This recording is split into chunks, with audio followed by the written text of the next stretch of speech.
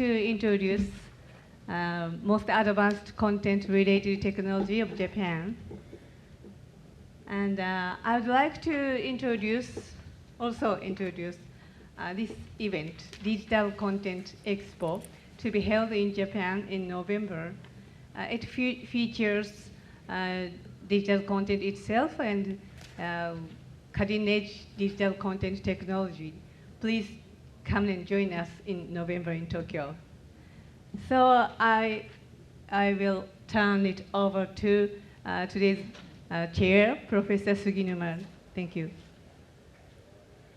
Hi, thank you for coming this session. It's Dcaj session. I think it's the 15th or 16th series from Japan, and we mainly concentrate on some research results from Japanese industry and academia. So today we have three actually excellent presentations waiting for you. And the first presenter is, because of some technical problem, we just switched the presenter now. So the first presenter is Mr. Obushi. How can I pronounce the? Obushi. Obushi-san. He's from Graduate School of Interdisciplinary Information Studies of the University of Tokyo. And the title is Magnifinger, Magnified Projection by Fingertip Probe Microscope. You can see it at the ETEC, but also please listen to his great presentation. Okay. Hi, everyone. Today, I'm Noriyasu Obushi from the University of Tokyo. Today, I'd like to present my latest work titled Magnifinger. And also, I'd like to mention that in this presentation, you are welcome to take photographs. So this is the quick preview of my work. So there's a fingertip probe microscope, so the user can easily see the tiny object with the finger, like this. And also, it also magnifies the tactile texture from the image, so the user can see and feel at the same time with this microscope. And I present this work at the poster session as well as the emerging technologies booth. So if you are interested, please come try. So my research starts with this simple question: how can we better interact with micrometer scale environments? So traditional microscope helps us to see the small object, but is that the only perception we can magnify? So, yeah. So we are trying to magnify the haptics as well as the visual. So, yeah. So recently, it is true that there have been some work for haptic interface for microscopy devices. However, those interfaces require us to use the special tools such as stylus or robotic arms. So our concept of this research is integrating human with some sort of technology, to augment human ability. So we wanted to try to realize the magnification of the texture, the haptics and the visual intuitively compared to the recently proposed robotic arms or something like that. So in particular, in this research, we developed a fingertip mountable small microscope, to better interact with the micrometer scale environments. So this figure illustrates this research. There are two things to work on.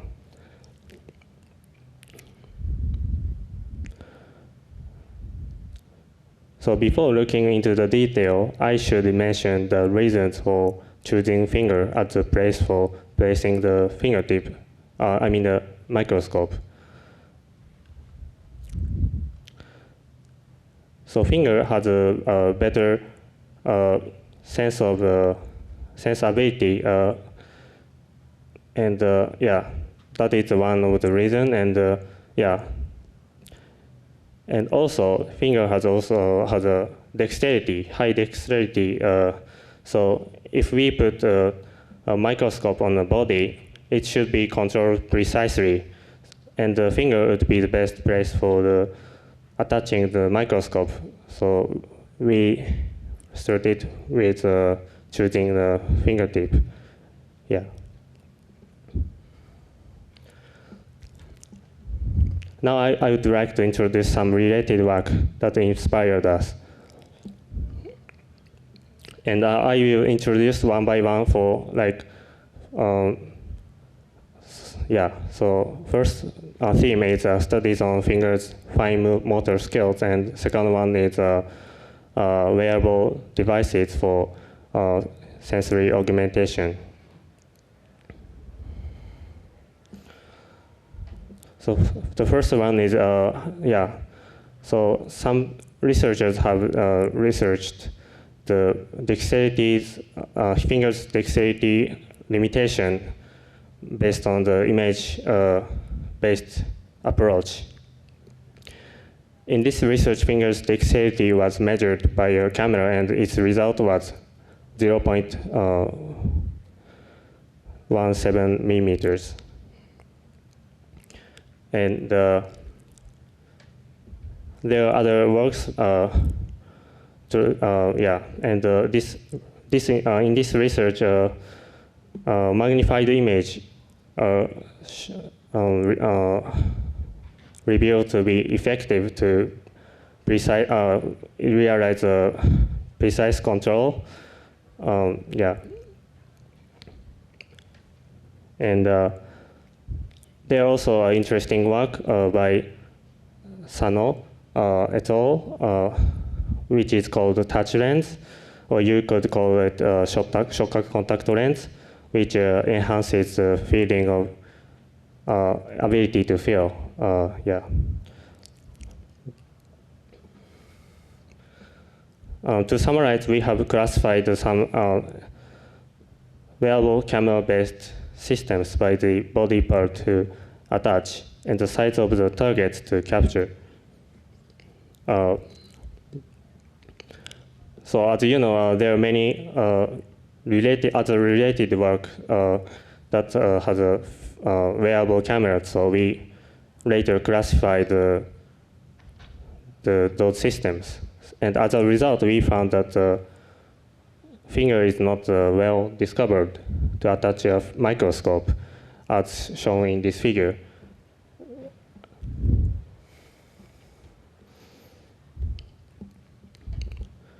So yeah, we found some research on, non-wearable microscope systems or fingertip-on camera systems, but none of them achieved magnification nor implementation of a fingertip microscope. So I think it's kind of a novel technology, yes.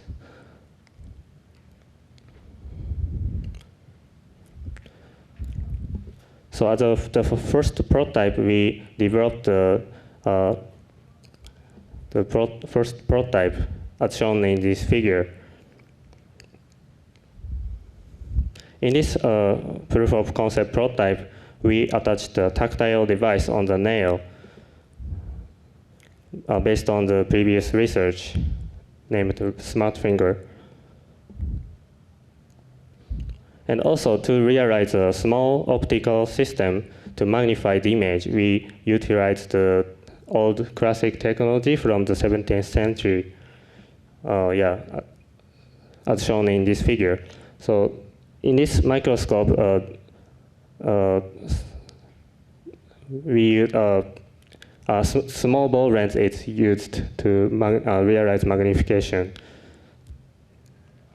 So we basically combine the small sensor and the small ball lens to achieve magnification. Yes, and based on the image, we try to present the haptics on the nail.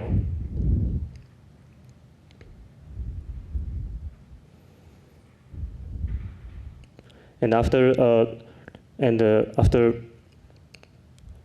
we first exhibited our work at the university's exhibition last November, and we confirmed that they worked well. So we later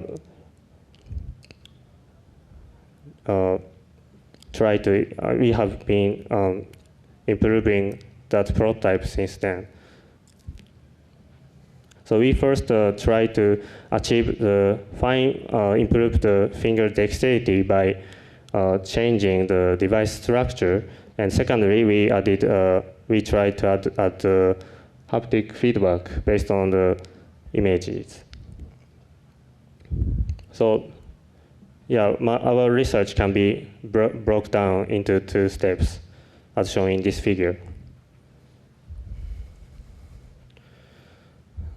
So the first prototype has some problems, so they cannot precisely control the fingertip because of the limited ability of the dexterity. So we implemented another type of control, what we call tilting method. So this is a device. It has some sort of a frame out of the camera, and this device can be controlled this way. So it achieves higher precision of control compared to the sliding-based control is like this. So it simply requires to slide on a surface, like left or right, like this in this figure. In addition, as I mentioned, we developed a rotational-based control, as shown in this figure, and we first evaluated these 2 methods.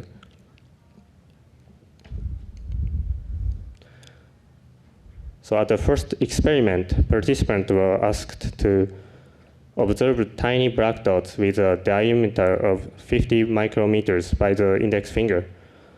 And we compared the task performance.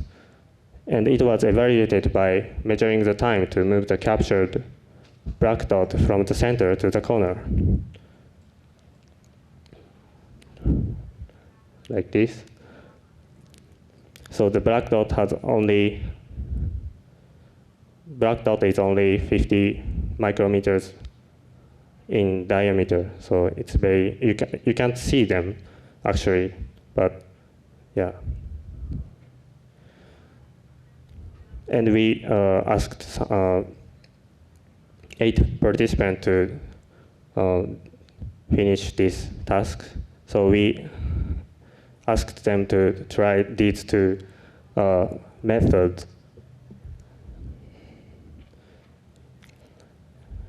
And the result reveals that the rotational-based method achieves higher, shortens the time to move the black dots. All of the participants achieved shortening the performance time. And after that, we conducted a post-experimental questionnaire to measure this.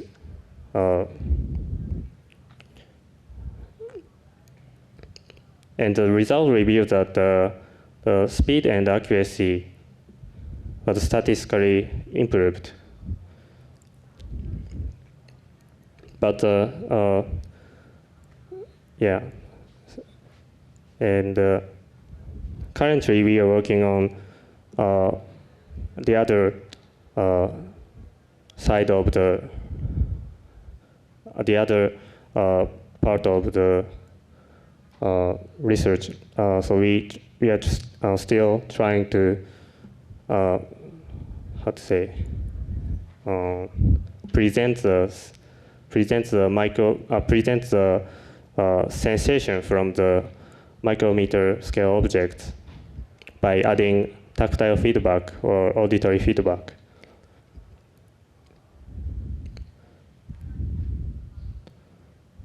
So this is a concept image. So as you touch the surface, your finger can feel the small surface, like as shown in this figure.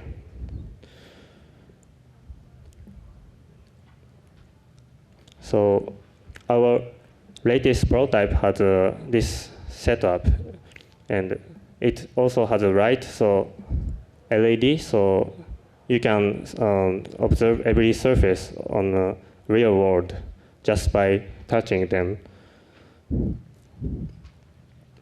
So currently, we are trying to present the texture by detecting the luminance change at the center. So it's a simple algorithm, but some textures can be felt with this way. So I think the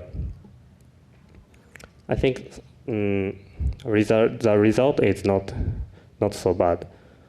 And yeah, we are trying to evaluate how they feel.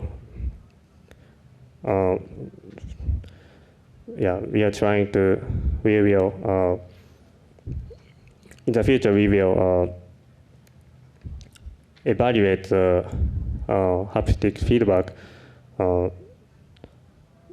Yes. So this is a summary of this presentation. I think this is the end of my presentation. Yeah, thank you. Okay, thank you very much. So now the question time. So if you have any question, please state your name and affiliation. And the first question comes. Okay, let me ask you the one thing. So how heavy is the device at this moment? We haven't measured yet, but it should be very light, like 50 grams would 50 be, grams. Yeah. And the weight of the device may cause the change of the accuracy or the time to the positioning time. Mm-hmm. Have you measured this kind of the relationship? I'm not sure, but with more weight, it might stabilize the finger. So yeah, but it is not tested yet. So it hasn't tested yet. So yeah, we should do it later. Yeah. Okay, thank you. So is there any question here? Okay, please. Jessica, the microphone. Is any microphone? Okay, okay, please. Hi, I'm a graphic designer, and I have a question. How do you see application from this device in art and entertainment industry? So I understand it's better for maybe medicine, but do you see it in other spheres? Thank you. So in terms of art, there are some artists who are committing microbes bioart, and I hope this technology can be applied for those kind of area, like by presenting, for example, I can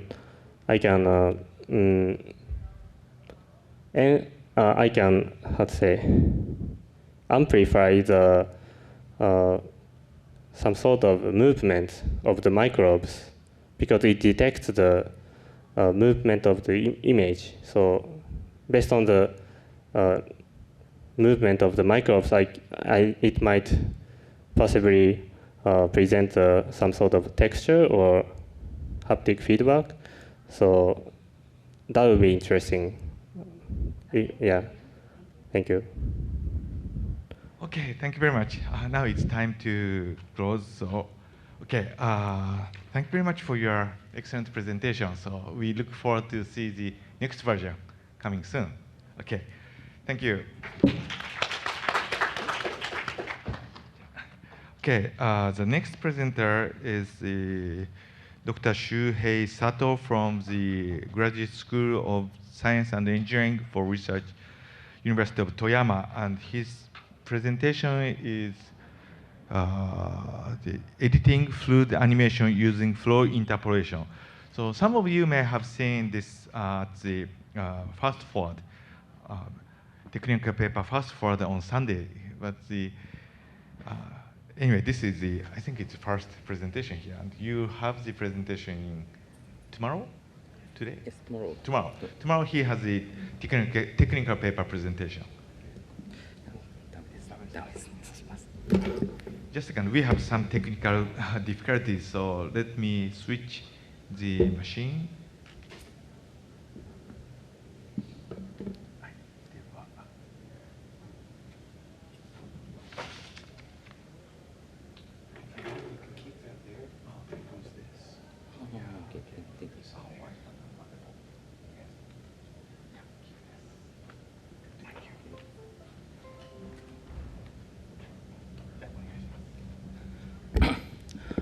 Thank you for the introduction, and and thank you very much for inviting me to this session.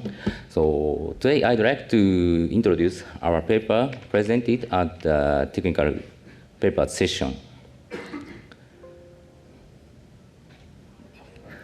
So we propose a novel. In this paper, we propose a novel editing method for fluid flows. So our goal is to achieve the cut and paste editing on fluid flows. So first, user sets a cut region as shown this, and the pasted position is also set. Then the right original flow is edited according to the user operations. Okay, next I'd like to show its animation as a teaser.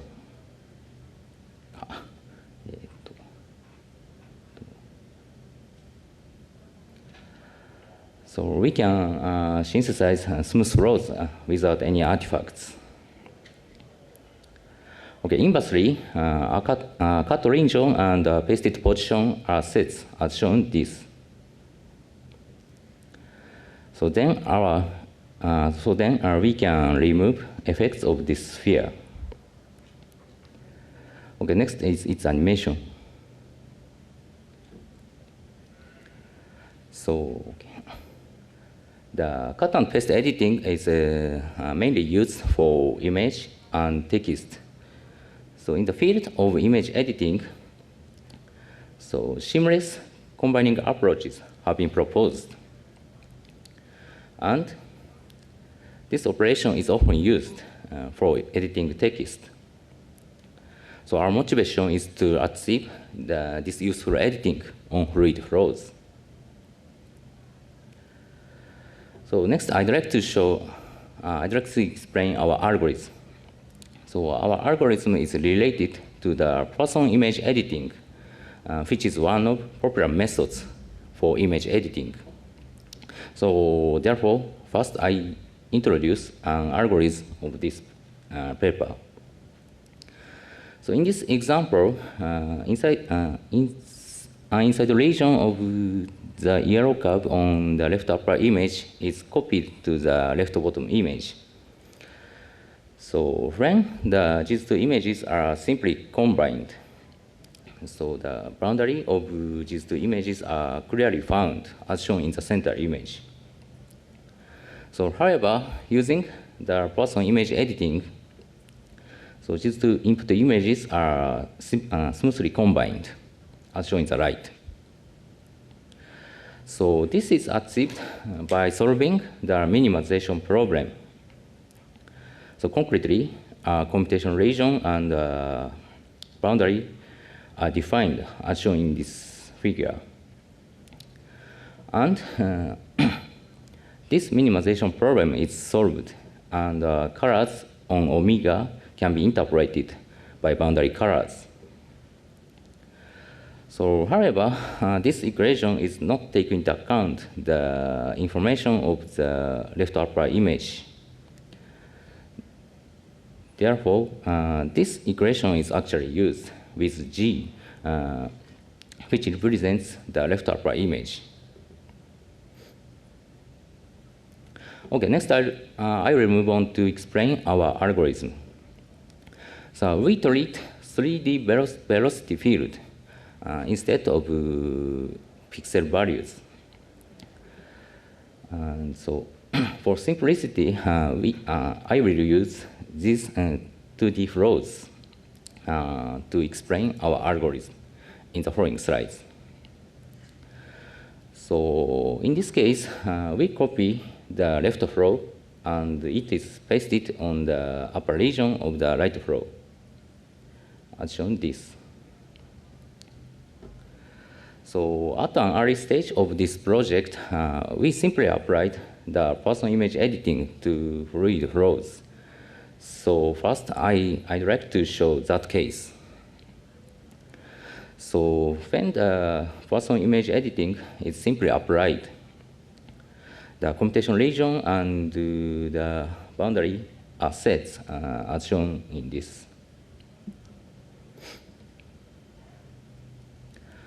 And the left flow is U1 and the right flow is U2. Then this minimization problem is solved with boundary condition. And then the flow U at omega can be interpolated. So, however, this setting cannot create plausible results.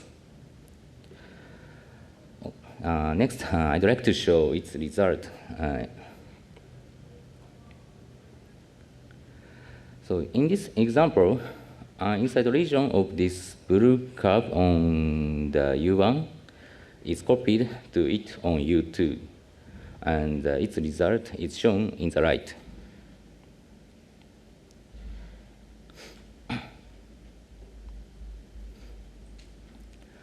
As shown in the video, a flow inside of the blue curve on U1 is not preserved. So the cut and paste editing cannot be achieved on this formulation. So therefore, we extend the person image editing to suit fluid flows.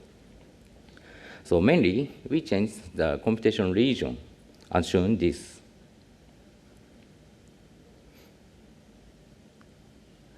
So the computation region is defined around the boundary of between each input flow. And then this minimization problem is solved with two boundary conditions. And the flow at white region can be interpolated. Okay, let's see its animation in the next slides.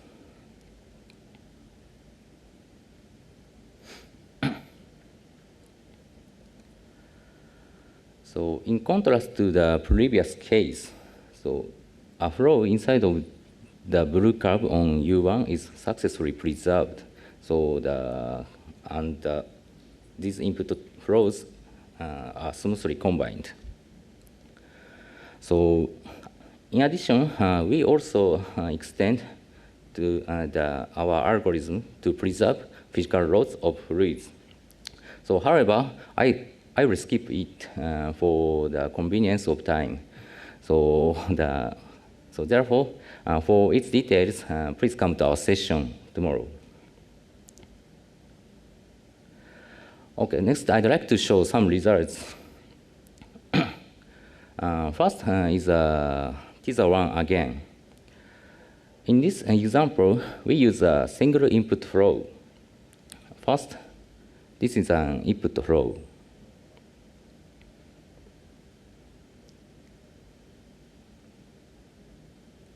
And in the first case, we copy a region only around the sphere.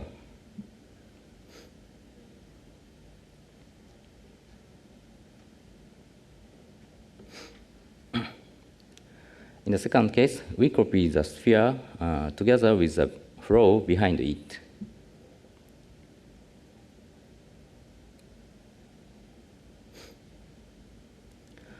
And finally, we remove this sphere.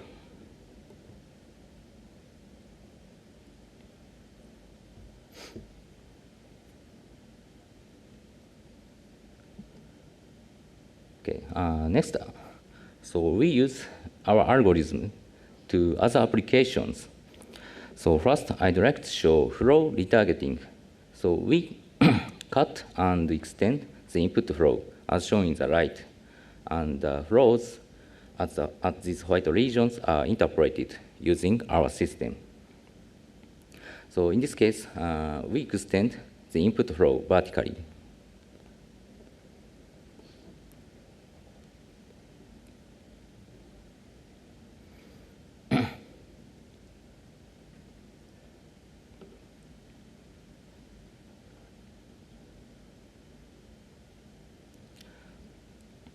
So as shown in the result, our system can apply the flow retargeting. Okay, finally, I'd like to show another application. So in this case, we connect the multiple flows. So first, these input flows are simulated, and these represent a part of large-scale thunderstorm.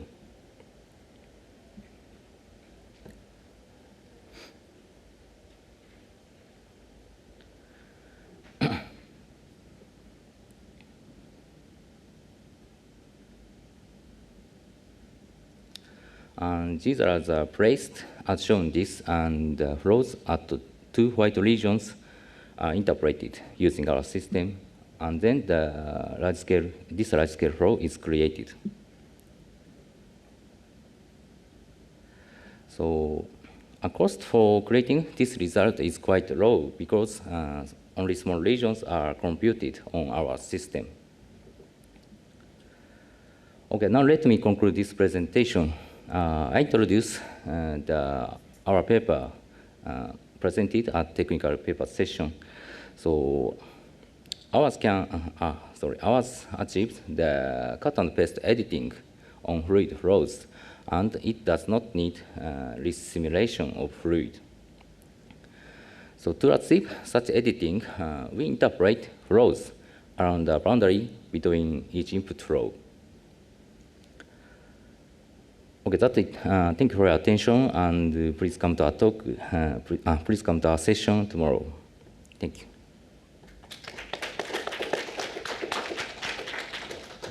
Thank you very much. So now it's a question time. So if you have any question, please state your name and affiliation. Okay. Okay. To start, let me ask you. Yes. So to cut some region, Yes. and from the time-wise, how long does it need to cut? Time? Just the cut one moment of the picture. Do you cut, or you have some continuous?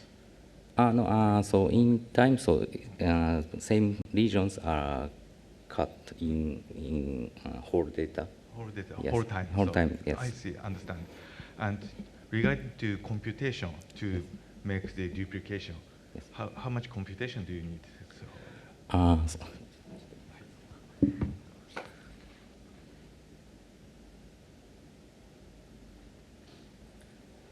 So our computation times are shown in this table. So sorry for.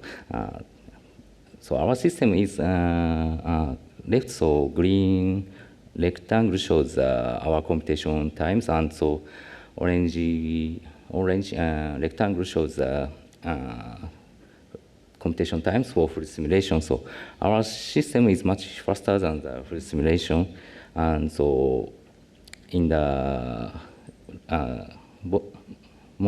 bottom case, so our system is much 420 times faster than the full simulation. Wonderful. Yeah. Okay. Thank you very much. That's very clear. Okay. Is there any other question here?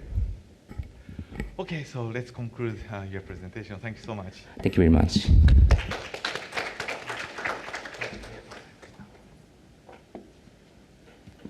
Okay, our third presenter is Mr.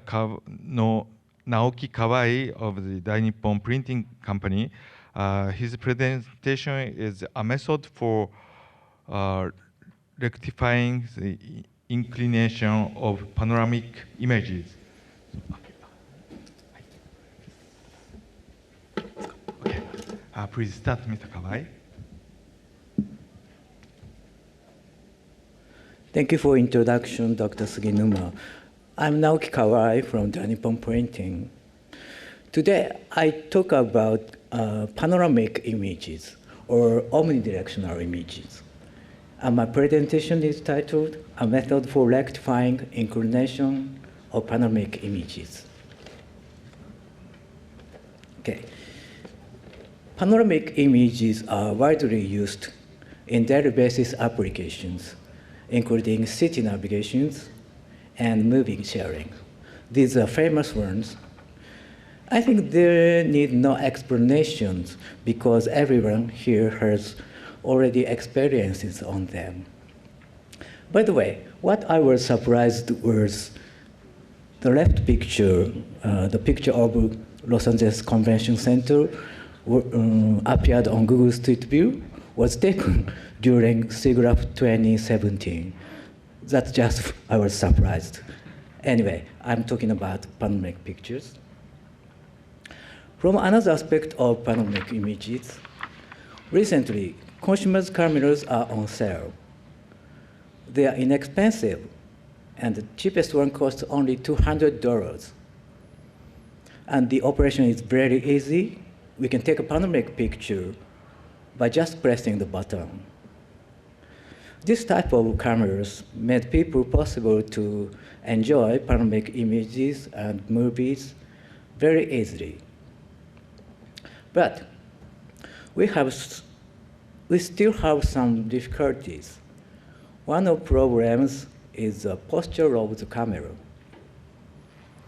It is very difficult to keep cameras being strictly horizontal, even if we use a tripod. This makes images be inclined and distorted, like this picture. And such a picture causes pains and sometimes severe sickness. Of course, it's possible to correct them by hand operations or by using camera's posture data obtained by sensors. But it is expected that pictures stand upright without any external information. Let's think about inclination process. If the camera was vertical, the scene is captured at the left picture. But pictures often inclined due to the relationship between cameras and scene. The scene rotates three-dimensionally about axis X here. This X is the axis actually camera was inclined when the image was taken. And the alpha indicates the angle of rotation or angle of inclination. So we can rectify this inclined image into this upright one by inverse rotation of inclined process if we knew the axis X and the angle alpha. So our requirement is to find the axis X and the angle alpha from the image itself. I mean without any additional information like feature points or posture data obtained by sensors. There were some previous works for estimating this rotation, but they are not so stable, and they are not so reliable yet. So we tried to develop simpler and more efficient estimation of rotation. This slide illustrates the overview of the entire process. The process consists of mainly 3 steps: extracting vertical segments, estimating rotation, and correcting the image by inverse transformation of estimated rotation. So let me explain one by one. First of all, we extract edges from the original inclined image. We simply applied Kenny's edge detector here. As a result, we have got so many edges as shown here. But most of the edges are not necessary for estimating rotation. And we discard all the extracted segments, except for ones located on a center horizontal line around here. We also discard horizontally long segments, because possibly they didn't come from vertical structures. And the remaining segments are shown as red lines here in the bottom image. The direction of segments looks swinging left and right ones along the horizontal line, as indicated in yellow. And it looks like a periodic function. Here, let me consider the meaning of this swing. The segments swing to the right maximally and stand upright, and swings to the left maximally and stands upright again. These 4 points locate at intervals of almost 90 degrees in azimuth in the scene. And the maximum gradient here, it indicates the angle of rotation. And the location with maximum gradient here indicate the axis of rotation. So they can be identified by estimating the amplitude and the phase of the periodic function. This time, we tried to fit a simple cosine function to extracted samples. The cosine function is just a makeshift function, so it's not so correct, but I don't like complex mathematics. As I wrote here, this simple equation, the cycle is equals to 2 pi, and it's already known. And we estimate the unknown, the amplitude A and the phase phi using least squares. In the bottom image, here, in the bottom image, we plotted the inclination of each segment as cyan dots.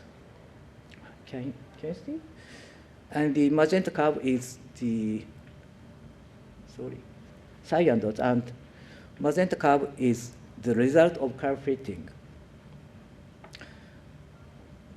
We next tried to refine the estimation. We can observe some outliers in the first estimation, like here and here. They came from feature lines other than physically vertical structures. One is from pole, and the other is lane marker. And they disturb sufficient estimation during least squares. So we introduce a weight for each segment based on the error from the first estimation.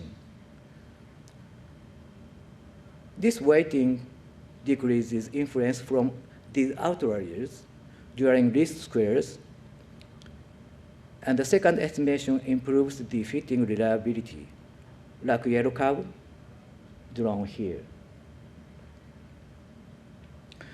Here we take only estimated phase and discard estimated amplitude because cosine is not a rigid function and estimated amplitude is not so reliable. We then try to estimate amplitude again by least squares again using the phase estimated just now.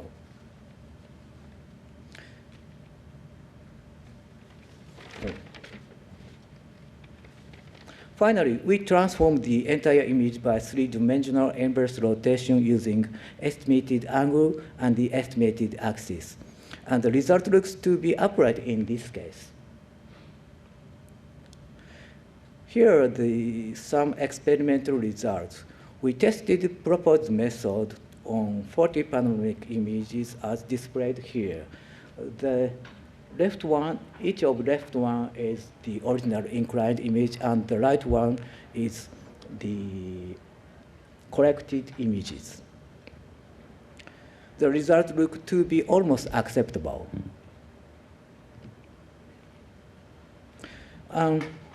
We evaluate the result, our result against Jun's method as a benchmark.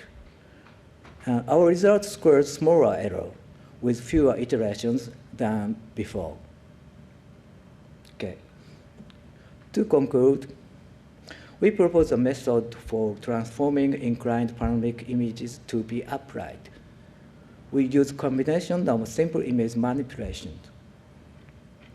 And our method works automatically with no additional data, nor external instructions. And the results are better than previous method. As a future work, it might be improved by using more accurate function to be fit. So I'm not so interested in mathematically strict discussions yet. Okay, thank you for your attention. And I close my presentation. Thank you. Okay. Thank you very much, Kawai-san. So now the floor is open for questions. Okay, okay, please. Bogdana, graphic designer. Yeah. I noticed your algorithm is very good, but it distorts people's faces. How will you solve this in the future? You're talking about the face of this person. Yes. It's me. It's Okay. This picture is a kind of projection of the called equirectangular projection. You know, our Earth should be projected into 2D space as a world map. So it always includes the distortion like this one. So when we observe this picture using panoramic viewer, it should be corrected by the second projection of the viewer. So I think it's not a problem. Okay, thank you. Thank you. Okay. Is there, okay, please. My name is Tamegaya. So your presentation is very nice. And, Thank you. I asked you, you said the almost satisfied. So in the future, will be more perfect distortion correction? As I told, this fitting function is not correct. So more accurate function to be fit, if we introduce it, it might be improved. Another problem is how should we make them correct? So it is based on, depending on the purpose of the panoramic images. So should be how accurate we want. So it depends the application, I think. So it's difficult to answer, sorry. Okay, please. Hi, my name is Isabella. Hi. I'm a production engineer.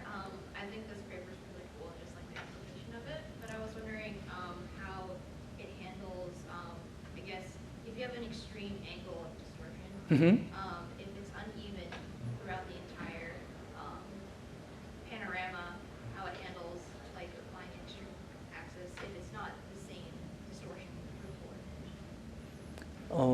Your question is if the inclination is very big, what will happen? Okay. We assume the original vertical structure is almost vertical because we assume the inclination is within certain angle.